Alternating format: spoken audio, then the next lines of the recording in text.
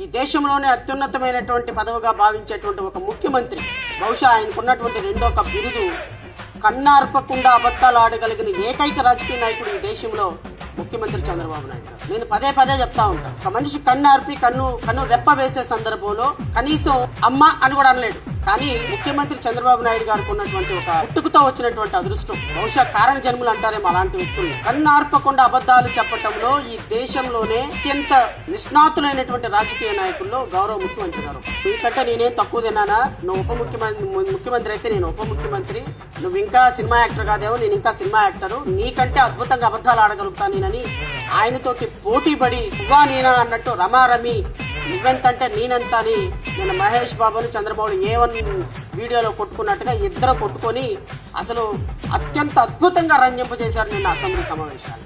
ఈ కోట్ల రూపాయల ప్రజాధనంతో ఏర్పాటు చేసుకున్నటువంటి అసెంబ్లీలో నిన్న జరిగినటువంటి అత్యంత జుగుస్తాకరమైనటువంటి చర్చ, అత్యంత దుర్మార్గకరమైనటువంటి చర్చ, అబద్ధాలతో కూడుకున్నటువంటి చర్చ, ప్రజలను తప్పుదోవ పట్టించేటువంటి చర్చ, ప్రతిపక్షాల మీద బురద తల్లేటువంటి చర్చ, ప్రజలకి, యువతకి, మహిళలకి, ఎంప్లాయీస్కి ఎవ్వరికి ఒక్క రూపాయి కూడా ఉపయోగపడని చర్చ, ఆంధ్రప్రదేశ్ రాష్ట్ర ప్రగతికి 1% కూడా ఉపయోగపడని చర్చ, ఆంధ్రప్రదేశ్ రాష్ట్రంలో కలియుగ దైవంగా వెలిచిన శ్రీ వెంకటేశ్వర స్వామి ప్రతిష్టని దెబ్బతీసేటువంటి చర్చ నిన్న అసెంబ్లీ సాక్షిగా జరిగిన తర్వాత నా మనసు, నా మాట ప్రజలతో మాట్లాడకుండా ఉండలేక ఈరోజు ప్రెస్ మీట్కి రావచ్చు.